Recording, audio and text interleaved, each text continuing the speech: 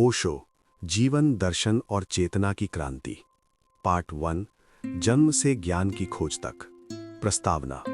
20वीं सदी में यदि किसी व्यक्ति ने आध्यात्म, धर्म, ध्यान और जीवन को देखने का तरीका पूरी दुनिया में बदल दिया तो वो थे ओशो। उन्होंने न केवल धर्म को नए दृष्टिकोण से समझाया बल्कि मनुष्य को स्वयं को जानने की कला भी सिखाई। ओशो कहते थे, मनुष्य समस्या नहीं है, मनुष्य सोया हुआ है, उसे जगाने की जरूरत है। उनकी बातें पारंपरिक धार्मिक मान्यताओं से अलग थीं। वे किसी धर्म के खिलाफ नहीं थे बल्कि अंधविश्वास के खिलाफ थे। अध्याय 1, जन्म और बचपन। ओशो का जन्म 11 दिसंबर 1931 को मध्य प्रदेश के कुचवाड़ा नामक छोटे से गांव में हुआ। उनका बचपन का नाम था रजनीश चंद्र मोहन जैन। वे एक जैन परिवार में जन्मे, लेकिन बचपन से ही उनका स्वभाव अलग था। बचपन की विशेषताएं: बहुत जिज्ञासु, प्रश्न पूछने वाले, किसी बात को बिना समझे स्वीकार नहीं करते थे, अकेले रहना पसंद करते थे, प्रकृति से गहरा प्रेम। उनके नाना नानी ने उनका पालन पोषण किया। यही समय उनके जीवन का सबसे स्वतंत्र काल था। ओशो बाद में कहते थे, मेरे नाना नानी ने मुझे कभी नहीं रोका, इसलिए मैं स्वयं को खोज सका। अध्याय 2, मृत्यु से पहला सामना। जब ओशो लगभग 7 वर्ष के थे, उनकी नानी का देहांत हो गया। ये घटना उनके जीवन की पहली गहरी आध्यात्मिक चोट बनी। उन्होंने पहली बार सोचा, मृत्यु क्या है? जीवन क्यों समाप्त होता है? क्या आत्मा सच में होती है?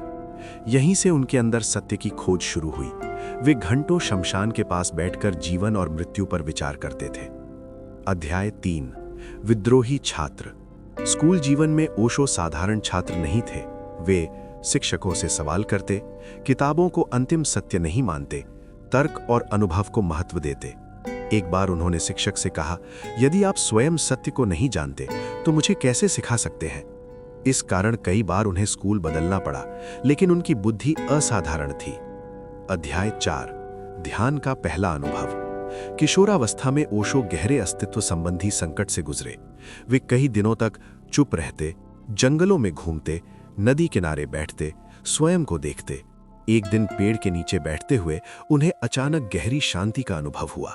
उन्होंने कहा, पहली बार मन रुक गया था। ये उनके ध्यान जीवन की शुरुआत थी। अध्याय 5, ज्ञान की प्यास। ओशो ने दर्शन शास्त्र अर्थात फिलॉसफी को अपनी पढ़ाई का विषय चुना। उन्होंने पढ़ा उपनिषद, बुद्ध, महावीर, कृष्ण, लाओ त्से, ज़ेन परंपरा, पश्चिमी दर्शन। लेकिन वे केवल पढ़ते नहीं थे, अनुभव करना चाहते थे। उनका मानना था, उधार का ज्ञान अज्ञान से भी खतरनाक है। अध्याय 6, 21 मार्च 1953, ज्ञान की घटना। ये ओशो की जीवन की सबसे महत्वपूर्ण घटना थी। जबलपुर में एक बगीचे में रात के समय उन्हें अचानक गहरी चेतना का अनुभव हुआ। उन्होंने बताया, शरीर हल्का हो गया, मन पूरी तरह शांत, अस्तित्व से एकता का अनुभव। उन्होंने इसे ज्ञान या एनलाइटनमेंट कहा। उस रात के बाद उनका जीवन पूरी तरह बदल गया। अध्याय 7, प्रोफेसर से आध्यात्मिक वक्ता। ओशो ने दर्शन शास्त्र में मास्टर्स किया और विश्वविद्यालय में प्रोफेसर बने। लेकिन वे केवल पढ़ाते नहीं थे, छात्रों को सोचने पर मजबूर करते थे। धीरे धीरे उनके व्याख्यान लोकप्रिय होने लगे। वे पूरे भारत में भाषण देने लगे। उनकी बातें अलग थीं, अंधविश्वास के खिलाफ, जागरूकता के पक्ष में, डर आधारित धर्म के खिलाफ, प्रेम आधारित जीवन के पक्ष में। अध्याय 8, धर्म पर उनका दृष्टिकोण। ओशो कहते थे, धर्म संस्था नहीं है, धर्म अनुभव है। मंदिर बाहर नहीं, भीतर है। वे कहते थे, सच्चा धर्म स्वतंत्रता देता है, भय नहीं। अध्याय 9, ध्यान की नई क्रांति। ओशो ने देखा कि आधुनिक मनुष्य बहुत तनाव में है। पुराने शांत ध्यान तरीके आधुनिक लोगों के लिए कठिन थे। इसलिए उन्होंने बनाया डायनामिक मेडिटेशन, जिसमें शामिल थे तेज सांस, भावनाओं का विस्फोट, मंत्र ध्वनि, मौन, उत्सव। उन्होंने ध्यान को गंभीर साधना नहीं बल्कि जीवन का उत्सव बना दिया। ये केवल शुरुआत है। अगले भाग में हम ओशो का विश्व प्रसिद्ध होना, पुणे आश्रम की स्थापना, विवाद और क्रांति, अमेरिका यात्रा, रजनीशपुरम की कहानी और उनके गहरे ध्यान सूत्र पढ़ेंगे। ज्ञान प्राप्ति के बाद ओशो केवल एक शिक्षक नहीं रहे, बल्कि एक जागरण की आवाज बन गए। 1960 के दशक में उन्होंने पूरे भारत में प्रवचन देना शुरू किया। उनके भाषणों में हजारों लोग आने लगे, क्योंकि वे धर्म को अलग तरीके से समझाते थे। वे कहते थे, सत्य किसी किताब में कैद नहीं होता, गुरु रास्ता दिखाता है, मंजिल नहीं बनता। मनुष्य को स्वतंत्र सोचने का साहस चाहिए। उनकी शैली अनोखी थी। गंभीर विषय भी वे हास्य, कहानियों और उदाहरणों से समझाते थे। अध्याय 11, आचार्य रजनीश का उदय। इस समय तक लोग उन्हें आचार्य रजनीश के नाम से जानने लगे थे। वे विश्वविद्यालय छोड़कर पूर्णकालिक आध्यात्मिक वक्ता बन गए। देश के बड़े शहरों में उनके शिविर आयोजित होने लगे। मुंबई, दिल्ली, अहमदाबाद, कोलकाता।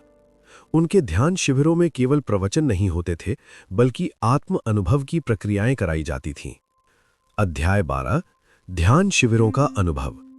इन शिविरों में लोग पहली बार अपने भीतर दबे भावों से सामना करते थे। प्रक्रियाओं में शामिल था खुलकर हंसना, रोना, चिल्लाना, मौन में बैठना, स्वयं को देखना। ओशो का मानना था कि आधुनिक मनुष्य अंदर से दबा हुआ है, इसलिए पहले उसे खाली होना जरूरी है।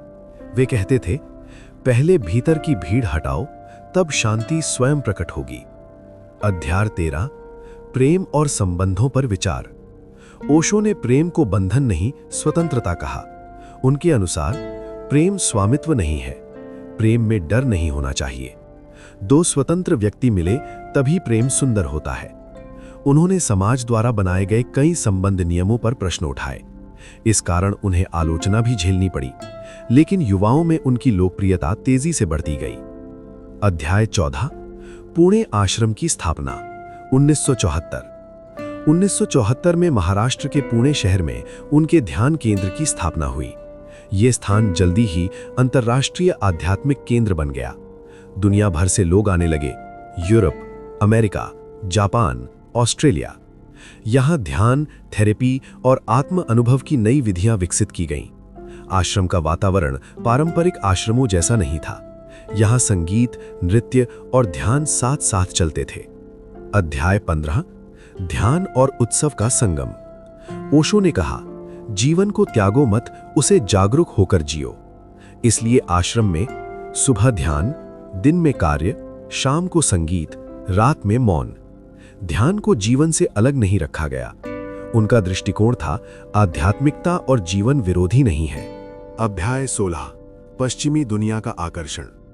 1970 के दशक में पश्चिमी देशों के युवा पारंपरिक धर्म से निराश थे। जब उन्होंने ओशो के विचार सुने, उन्हें एक नया मार्ग मिला। कारण, बिना अपराध बोध के जीवन, ध्यान और विज्ञान का मेल, व्यक्तिगत स्वतंत्रता। धीरे धीरे ओशो एक वैश्विक आध्यात्मिक व्यक्तित्व बन गए। अध्याय 17, विवादों की शुरुआत। जितनी तेजी से लोकप्रियता बढ़ी, उतनी ही आलोचना भी बढ़ी। कुछ लोगों को लगा, उनके विचार बहुत स्वतंत्र हैं, वे परंपराओं को चुनौती देते हैं, उनका आश्रम अलग संस्कृति बना रहा है। मीडिया ने भी कई बार उनके विचारों को गलत समझकर प्रस्तुत किया। ओशो हमेशा कहते थे, सत्य हमेशा असुविधाजनक होता है। अध्याय 18, मौन का काल। 1981 के आसपास ओशो ने सार्वजनिक बोलना बंद कर दिया और मौन में चले गए। इस दौरान ध्यान प्रक्रियाएं जारी रहीं, अनुयायी बढ़ते रहे, संगठन का विस्तार हुआ। उन्होंने कहा कि मौन शब्दों से गहरी शिक्षा देता है। अध्याय 19, अमेरिका जाने का निर्णय। स्वास्थ्य कारणों और बढ़ती अंतर्राष्ट्रीय रुचि के कारण ओशो अमेरिका गए। वहां उनके अनुयायियों ने एक विशाल कम्यून बनाने की योजना बनाई। यही आगे चलकर इतिहास का सबसे चर्चित आध्यात्मिक प्रयोग बना। अध्याय 20, एक नए समाज का सपना। ओशो का सपना था ऐसा समाज जहां व्यक्ति स्वतंत्र हो, ध्यान जीवन का केंद्र हो, प्रेम और जागरूकता आधार हो। इस विचार को वास्तविक रूप देने के लिए अमेरिका में एक नई जगह विकसित की गई। ये प्रयोग आगे चलकर दुनिया भर में चर्चा और विवाद का विषय बना। अगले भाग पार्ट 3 में आएगा रजनीशपुरम की पूरी कहानी, अमेरिका के बड़े विवाद, गिरफ्तारी और वापसी, ओशो नाम की शुरुआत, अंतिम वर्षों की गहरी शिक्षाएं। अध्याय 21, अमेरिका में नई शुरुआत। 1981 में ओशो अमेरिका पहुंचे। उनके अनुयायियों ने ओरेगन राज्य में एक विशाल जमीन खरीदी। ये जगह पहले सूखी और वीरान थी, लेकिन कुछ ही वर्षों में वहां एक आधुनिक आध्यात्मिक नगर बसाया गया। इस नगर का नाम रखा गया रजनीशपुरम। ये केवल आश्रम नहीं था, बल्कि एक प्रयोग था, ऐसा समाज जहां लोग जागरूकता के साथ जी सकें। अध्याय 22, रेगिस्तान में बसता शहर। हजारों अनुयायी दुनिया भर से वहां पहुंचे। उन्होंने मिलकर बनाया घर, ध्यान हॉल, खेती की व्यवस्था, सड़कें, जल प्रणाली, सामुदायिक केंद्र। कुछ वर्षों में रेगिस्तान हरे नगर में बदल गया। ये आधुनिक तकनीक और ध्यान जीवन का अनोखा मिश्रण था। लोग काम को भी ध्यान मानकर करते थे। अध्याय 23, नई जीवन शैली। रजनीशपुरम में जीवन पारंपरिक धार्मिक नियमों जैसा नहीं था। मुख्य सिद्धांत थे जागरूकता, व्यक्तिगत जिम्मेदारी, रचनात्मकता, उत्सव। यहाँ संगीत, कला, ध्यान और श्रम सबको समान महत्व दिया गया। ओशो का विचार था कि आध्यात्मिक व्यक्ति जीवन से भागता नहीं, बल्कि पूरी जागरूकता से जीता है। अध्याय 24, प्रशासन और नेतृत्व। कम्यून के दैनिक संचालन की जिम्मेदारी उनके कुछ प्रमुख अनुयायियों के हाथ में थी। तेजी से बढ़ते संगठन को संभालना आसान नहीं था। नगर में अपना प्रशासन, सुरक्षा व्यवस्था, कृषि प्रणाली, आर्थिक प्रबंधन, सब कुछ संगठित रूप से चलाया जा रहा था। लेकिन जैसे जैसे विस्तार हुआ, बाहरी दुनिया का ध्यान भी बढ़ने लगा। अध्याय 25, स्थानीय विरोध। आसपास के क्षेत्रों के कुछ लोगों को ये नया समुदाय समझ में नहीं आया। विरोध के कारण सांस्कृतिक अंतर, तेजी से बढ़ती आबादी, राजनीतिक तनाव, गलतफहमियां, मीडिया रिपोर्ट्स ने स्थिति को और जटिल बना दिया। धीरे धीरे विवाद बढ़ने लगे। अध्याय 26, मौन से फिर संवाद। कई वर्षों के मौन के बाद ओशो ने फिर से सार्वजनिक रूप से बोलना शुरू किया। उन्होंने अपने प्रवचनों में चेतना, ध्यान, स्वतंत्रता, मन की प्रकृति पर गहराई से चर्चा की। उनकी भाषा पहले से अधिक शांत और स्पष्ट हो चुकी थी। अध्याय 27, आंतरिक संकट। समय के साथ कम्यून के अंदर प्रशासनिक समस्याएं सामने आने लगीं। कुछ निर्णयों और गतिविधियों को लेकर विवाद उत्पन्न हुए। ओशो ने सार्वजनिक रूप से कहा कि कई काम उनकी जानकारी के बिना हुए। ये चरण उनके आंदोलन के लिए कठिन साबित हुआ। अध्याय 28, कानूनी संघर्ष। अमेरिकी सरकार और कम्यून के बीच कानूनी विवाद शुरू हुए। स्थिति तनावपूर्ण हो गई। आखिरकार ओशो को गिरफ्तार किया गया। ये घटना दुनिया भर की खबरों में छा गई। कुछ समय बाद समझौते के बाद उन्हें अमेरिका छोड़ना पड़ा। अध्याय 29, विश्व यात्रा और अस्वीकार। अमेरिका छोड़ने के बाद ओशो ने कई देशों की यात्रा की, लेकिन कई जगह उन्हें प्रवेश की अनुमति नहीं मिली। ये समय उनके जीवन का चुनौतीपूर्ण चरण था। उन्होंने कहा, जब विचार स्वतंत्र होते हैं तो दुनिया उन्हें तुरंत स्वीकार नहीं करती। अध्याय 30, भारत वापसी। अंततः वे भारत लौटे और फिर पुणे में रहने लगे। यहाँ उनके प्रवचन नए चरण में प्रवेश करते हैं। अब उनका ध्यान अधिक गहरा हो गया था। मौन, साक्षी भाव, आंतरिक जागरण। उनकी उपस्थिति अधिक ध्यानमय मानी जाती थी। अध्याय 31, ओशो नाम का उदय। भारत लौटने के बाद उनके जीवन में एक महत्वपूर्ण परिवर्तन हुआ। उन्होंने भगवान श्री रजनीश नाम का उपयोग बंद कर दिया और नया नाम अपनाया, ओशो। उन्होंने बताया कि ओशो शब्द जापानी परंपरा के ओशियानिक एक्सपीरियंस से प्रेरित है, जिसका अर्थ है अस्तित्व के महासागर में विलीन हो जाना। इस नाम परिवर्तन का उद्देश्य किसी व्यक्तित्व को बड़ा बनाना नहीं, बल्कि अहंकार से दूरी बनाना था। अध्याय 32, पुणे का नया ध्यान केंद्र। पुणे में ध्यान केंद्र फिर से सक्रिय हुआ, लेकिन अब वातावरण पहले से अलग था। यहाँ ध्यान को 3 स्तरों पर समझाया गया: शरीर की जागरूकता, मन का अवलोकन, साक्षी भाव। लोग केवल सुनने नहीं, अनुभव करने आते थे। ध्यान हॉल में हजारों लोग एक साथ मौन में बैठते। ये स्वयं में एक अनोखा अनुभव माना जाता था। अध्याय 33, ज़ेन से प्रेरित शिक्षाएं। अंतिम वर्षों में ओशो की शिक्षाएं अधिक सरल और सीधी हो गईं। उन्होंने ज़ेन परंपरा की कहानियों के माध्यम से समझाया, सत्य शब्दों से नहीं मिलता, सोच कम, देखना अधिक जरूरी है। उत्तर बाहर नहीं, अनुभव में है। वे अक्सर छोटी कहानियों से गहरी बातें समझाते थे। अध्याय 34, हंसी और आध्यात्मिकता। ओशो ने आध्यात्मिकता को गंभीरता से मुक्त किया। उनका मानना था, उदास व्यक्ति आध्यात्मिक नहीं हो सकता, इसलिए उनके प्रवचनों में हंसी महत्वपूर्ण हिस्सा थी। वे कहते थे कि हंसी मन को हल्का करती है और ध्यान के लिए तैयार करती है। अध्याय 35, मन को समझने की कला। उन्होंने मन को दुश्मन नहीं माना, बल्कि एक उपकरण कहा। उनके अनुसार मन स्मृतियों का संग्रह है, पहचाने मन से बनी है, वास्तविक मैं मन से परे है। उन्होंने सिखाया कि विचारों से लड़ना नहीं, उन्हें देखना चाहिए। देखते देखते मन शांत होने लगता है। अध्याय 36, अकेलेपन का नया अर्थ। ओशो ने अकेलेपन, लोनलीनेस और एकांत, अलोननेस में अंतर बताया। अकेलापन बराबर कमी का अनुभव, एकांत बराबर पूर्णता का अनुभव। जब व्यक्ति स्वयं के साथ सहज हो जाता है, तब संबंध भी स्वस्थ हो जाते हैं। अध्याय 37, मृत्यु पर उनका दृष्टिकोण। ओशो मृत्यु को अंत नहीं मानते थे। वे कहते थे, मृत्यु जीवन का विरोध नहीं है, ये परिवर्तन है। जो जीना सीख लेता है, वो मरना भी सहजता से स्वीकार करता है। उन्होंने मृत्यु के डर को मानव पीड़ा का बड़ा कारण बताया। अध्याय 38, अंतिम प्रवचन। अपने अंतिम वर्षों में उनके प्रवचन छोटे लेकिन अत्यंत गहरे हो गए। अब वे कम बोलते थे, अधिक मौन रखते थे। उनकी उपस्थिति को ही कई लोग ध्यान का अनुभव कहते थे। उन्होंने जोर दिया वर्तमान क्षण पर, जागरूक सांस पर, साक्षी भाव पर। अध्याय 39, शरीर की कमजोरी, चेतना की स्पष्टता। स्वास्थ्य धीरे धीरे कमजोर होने लगा, लेकिन उनके विचार और स्पष्ट होते गए। वे कहते थे, शरीर थक सकता है, चेतना नहीं। उन्होंने अपने अनुयायियों को किसी व्यक्ति पर निर्भर न रहने की सलाह दी, बल्कि स्वयं जागने पर जोर दिया। अध्याय 40, महासमाधि। 19 जनवरी 1990 को ओशो ने शरीर त्याग दिया। उनके ध्यान केंद्र में लिखा गया संदेश था, ओशो कभी जन्मे नहीं, कभी मरे नहीं, केवल इस पृथ्वी पर आए और चले गए। उनकी मृत्यु को अंत नहीं, बल्कि चेतना की यात्रा का एक चरण माना गया।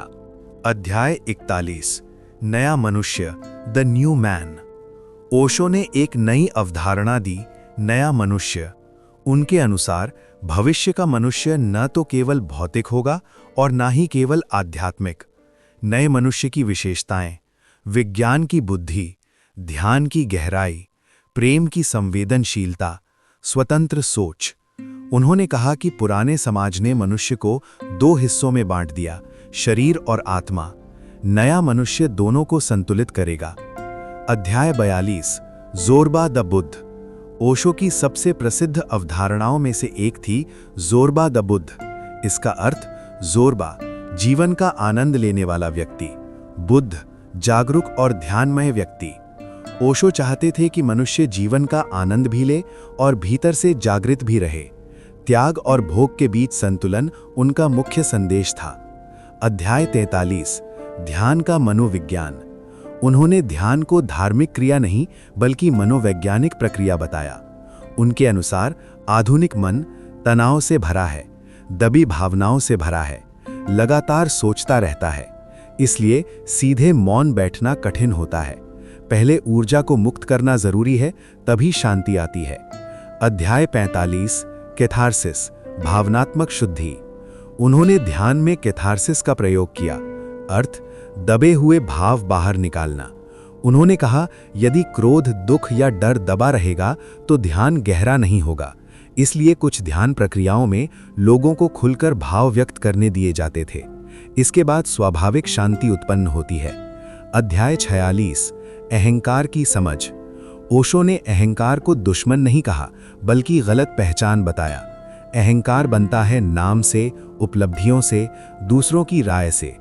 उन्होंने समझाया कि जब व्यक्ति स्वयं को भूमिकाओं से अलग देखता है, तब अहंकार धीरे धीरे कमजोर हो जाता है। अध्याय 47, स्वतंत्रता और जिम्मेदारी। ओशो के अनुसार सच्ची स्वतंत्रता का अर्थ है जिम्मेदारी स्वीकार करना। उन्होंने कहा, स्वतंत्रता बिना जागरूकता अराजकता बन जाती है। जागरूक व्यक्ति स्वयं अनुशासन विकसित करता है। इसलिए उन्होंने बाहरी नियमों से अधिक आंतरिक समझ पर जोर दिया। अध्याय 48 प्रेम का रूपांतरण। उन्होंने प्रेम को 3 स्तरों में समझाया: आवश्यकता आधारित प्रेम, भावनात्मक प्रेम, चेतन प्रेम। चेतन प्रेम में व्यक्ति दूसरे को बदलने की कोशिश नहीं करता, वहां स्वीकार और सम्मान होता है। अध्याय 49 ध्यान और रचनात्मकता। ओशो का मानना था कि ध्यान रचनात्मकता को बढ़ाता है। जब मन शांत होता है, कला गहरी होती है, संगीत स्वाभाविक बनता है, विचार स्पष्ट होते हैं। उन्होंने कलाकारों को ध्यान करने की सलाह दी क्योंकि रचनात्मकता मौन से जन्म लेती है। अध्याय 50 वर्तमान में जीने की कला। उन्होंने बार बार वर्तमान क्षण की महत्ता समझाई, लेकिन इसे अभ्यास के रूप में बताया। चलते समय चलना महसूस करो, खाते समय स्वाद को देखो, सांस को महसूस करो। छोटे छोटे जागरूक क्षण मिलकर गहरी चेतना बनाते हैं। अध्याय 51 आधुनिक मनुष्य के लिए ध्यान क्यों अलग होना चाहिए। ओशो ने कहा कि प्राचीन समय का मन और आज का मन अलग है। पहले जीवन धीमा था, इच्छाएं सीमित थीं, मानसिक तनाव कम था। आज निरंतर जानकारी का दबाव, प्रतिस्पर्धा, भावनात्मक तनाव, तेज जीवन गति। इसलिए उन्होंने ऐसे ध्यान विकसित किए जो पहले मन की ऊर्जा को संतुलित करें, फिर मौन की ओर ले जाएं। अध्याय 52 सक्रिय ध्यान की अवधारणा। पारंपरिक ध्यान अक्सर स्थिर बैठने से शुरू होता है। ओशो ने क्रम उल्टा किया। उन्होंने कहा, पहले शरीर और मन की गति पूरी होने दो, तब स्थिरता स्वतः आती है। एक्टिव मेडिटेशन में शामिल होते हैं श्वास की गति, शरीर की अभिव्यक्ति, ऊर्जा का प्रवाह, मौन अवलोकन। इससे व्यक्ति दबाव मुक्त होकर ध्यान में सहज प्रवेश करता है। अध्याय 53 डायनामिक मेडिटेशन का उद्देश्य। ये ध्यान सुबह किया जाता था क्योंकि उस समय ऊर्जा ताजा होती है। इसका लक्ष्य था भीतर जमा तनाव हटाना, मन की गति तोड़ना, चेतना को जागृत करना। इस प्रक्रिया में व्यक्ति धीरे धीरे करने वाले से देखने वाले में बदलता है। अध्याय 54 कुंडलिनी ध्यान की समझ। शाम के समय के लिए उन्होंने एक अलग ध्यान प्रक्रिया बनाई। इसका आधार था शरीर में ऊर्जा की प्राकृतिक लय। 4 चरणों में ऊर्जा को मुक्त करके व्यक्ति शांत बैठने की अवस्था तक पहुंचता है। उन्होंने समझाया कि शरीर की सूक्ष्म गतिविधियों को अनुमति देने से मन स्वतः शांत होता है। अध्याय 55 नाद ब्रह्म ध्यान। इस ध्यान में ध्वनि का उपयोग किया जाता है। ओशो का विचार था कि पूरा अस्तित्व कंपन यानी वाइब्रेशन है। जब व्यक्ति ध्वनि के साथ जुड़ता है तो मन की उलझन कम होती है। धीरे धीरे ध्यान भीतर की शांति तक पहुंचता है। अध्याय 56 विपश्यना पर उनका दृष्टिकोण। ओशो ने बुद्ध की विपश्यना को अत्यंत महत्वपूर्ण माना, लेकिन उन्होंने कहा कि आधुनिक व्यक्ति को पहले मानसिक बोझ हल्का करना चाहिए, तभी शुद्ध अवलोकन संभव होता है। विपश्यना का सार उन्होंने बताया: सांस को देखना, शरीर की संवेदनाओं को देखना, प्रतिक्रिया न करना, इससे जागरूकता स्थिर होती है। अध्याय 57 ध्यान में आने वाली सामान्य बाधाएं। ध्यान करते समय लोग अक्सर इन अनुभवों से गुजरते हैं: बेचैनी, लगातार विचार, नींद आना, अधीरता। ओशो ने कहा कि ये समस्या नहीं, बल्कि मन की पुरानी आदतें हैं। ध्यान का अर्थ उन्हें हटाना नहीं, बल्कि समझना है। अध्याय 58 शरीर और ध्यान का संबंध। उन्होंने शरीर को आध्यात्मिक यात्रा का महत्वपूर्ण हिस्सा माना। उनके अनुसार शरीर को दबाने से चेतना नहीं बढ़ती, शरीर को समझना जरूरी है। सांस और शरीर ध्यान के द्वार हैं, इसलिए उन्होंने ध्यान में शारीरिक जागरूकता को शामिल किया। अध्याय 59 संगीत और मौन। ओशो के ध्यान में संगीत का विशेष स्थान था। कारण, संगीत मन को धीरे धीरे शांत करता है, भावनाओं को संतुलित करता है, ध्यान में प्रवेश आसान बनाता है।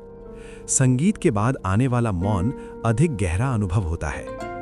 अध्याय 60 ध्यान का अंतिम उद्देश्य।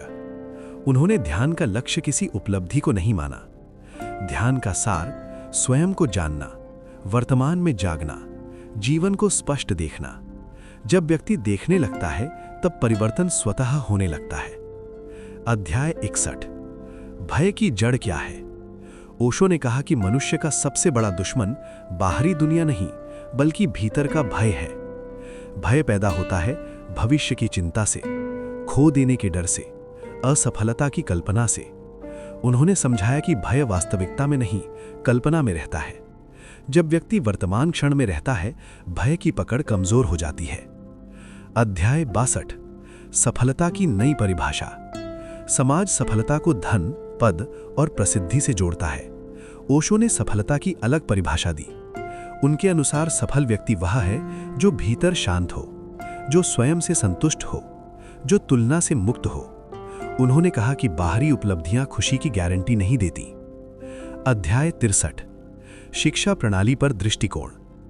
ओशो पारंपरिक शिक्षा के आलोचक थे। उनका मानना था कि शिक्षा याददाश्त बढ़ाती है, लेकिन बुद्धिमत्ता नहीं जगाती।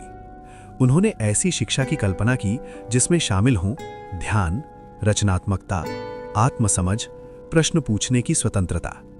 वे चाहते थे कि स्कूल बच्चों को प्रतिस्पर्धी नहीं, जागरूक बनाए। अध्याय 64, समाज और व्यक्तित्व। ओशो के अनुसार समाज व्यक्ति को एक ढांचे में ढाल देता है। बचपन से ही मनुष्य सीखता है कैसे व्यवहार करना है, क्या सही माना जाएगा, क्या गलत समझा जाएगा। धीरे धीरे व्यक्ति अपनी मौलिकता भूल जाता है। उन्होंने कहा कि आध्यात्मिक यात्रा स्वयं की असली पहचान वापस पाने की प्रक्रिया है। अध्याय 65, क्रोध को समझना। क्रोध को दबाने या व्यक्त करने दोनों को उन्होंने अधूरा समाधान बताया। उनका दृष्टिकोण था, क्रोध ऊर्जा है, जागरूकता से ये समझ में बदल सकती है। जब व्यक्ति क्रोध को देखते हुए जागरूक रहता है, तब प्रतिक्रिया धीरे धीरे समाप्त होती है। अध्याय 66, तुलना का जाल। ओशो ने तुलना को दुख का मुख्य कारण बताया। तुलना पैदा करती है हीन भावना, अहंकार, असंतोष। उन्होंने कहा कि हर व्यक्ति अद्वितीय है। जब तुलना समाप्त होती है, तब आत्मस्वीकृति शुरू होती है।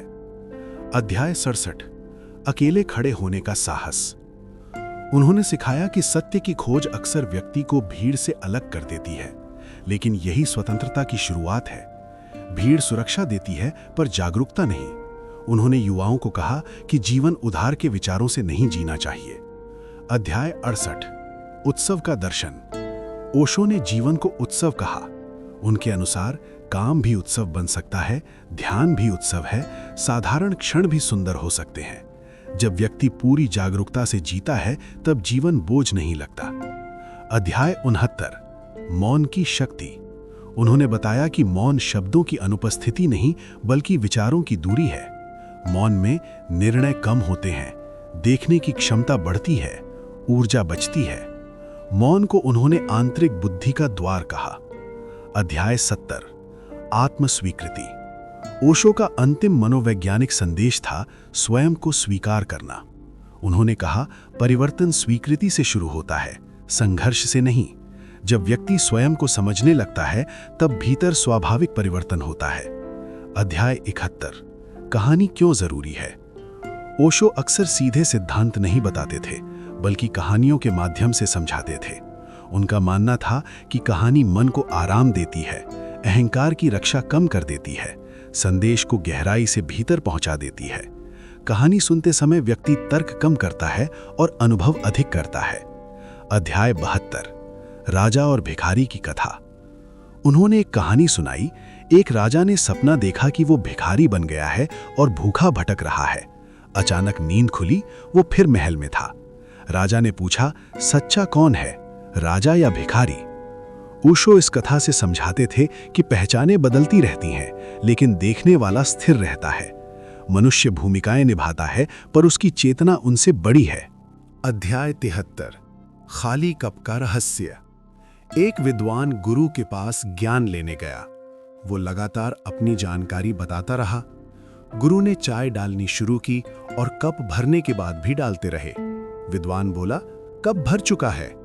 गुरु ने कहा, तुम भी इसी कप जैसे हो, जब तक खाली नहीं होते नया कुछ नहीं सीख सकते। ओशो इस कहानी से सीख देते थे कि सीखने के लिए विनम्रता जरूरी है। अध्याय 74, दर्पण और चेहरा। उन्होंने कहा कि मन दर्पण जैसा है। यदि दर्पण पर धूल हो, चेहरा गलत दिखाई देता है। धूल हटते ही प्रतिबिंब स्पष्ट हो जाता है। ध्यान का उद्देश्य नया चेहरा बनाना नहीं, बल्कि दर्पण साफ करना है। अध्याय 75। दो साधुओं की कहानी। दो साधु नदी पार कर रहे थे। एक महिला नदी पार नहीं कर पा रही थी। एक साधु ने उसे उठाकर पार करा दिया। दूसरा साधु पूरे रास्ते परेशान रहा और अंत में बोला, तुमने नियम तोड़ा। पहले साधु ने कहा, मैं उसे नदी किनारे छोड़ आया, तुम अभी भी उसे ढो रहे हो। ओशो बताते थे कि मनुष्य घटनाओं को लंबे समय तक पकड़े रहता है, यही मानसिक बोझ है। अध्याय 76। बीज और वृक्ष। उन्होंने मनुष्य को बीज से तुलना की। बीज में वृक्ष बनने की क्षमता होती है, लेकिन डर के कारण वो खुलना नहीं चाहता। यदि बीज सुरक्षित रहना चाहे तो कभी वृक्ष नहीं बनता। विकास हमेशा जोखिम के साथ आता है। अध्याय 77। खोजी और दीपक। एक व्यक्ति रात में दीपक लेकर किसी को खोज रहा था। लोगों ने पूछा, किसे ढूंढ रहे हो? उसने कहा, स्वयं को। ओशो इस कहानी से कहते थे कि खोज बाहर नहीं, भीतर की दिशा में मोड़नी होती है। अध्याय 78। नदी का संदेश। नदी कभी पीछे नहीं लौटती। वो पत्थरों से टकराती है, रास्ता बदलती है, फिर भी समुद्र की ओर बहती रहती है। उन्होंने जीवन को नदी की तरह स्वीकार करने की बात कही। निरंतर प्रवाह। अध्याय 79। हंसते हुए साधु। एक साधु हर परिस्थिति में हंसता रहता था। लोग पूछते, तुम हमेशा खुश कैसे रहते हो? वो कहता, मैं हर सुबह तय करता हूं कि दुख को गंभीरता से नहीं लूंगा। ओशो इस उदाहरण से बताते थे कि दृष्टिकोण बदलते ही अनुभव बदल जाता है। अध्याय 80। अंतिम दृष्टांत। आकाश और बादल। उन्होंने चेतना को आकाश कहा और विचारों को बादल।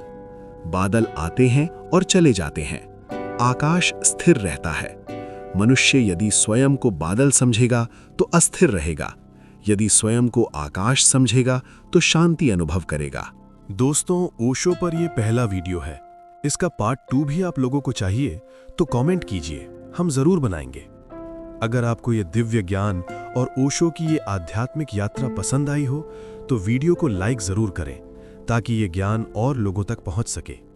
अगर आप सनातन ज्ञान, आध्यात्मिक कहानियां और आत्मज्ञान से जुड़ी ऐसी ही गहरी वीडियो देखना चाहते हैं तो हमारे चैनल को सब्सक्राइब करें और बेल आइकन दबाना ना भूलें ताकि आने वाली हर नई वीडियो सबसे पहले आप तक पहुंचे।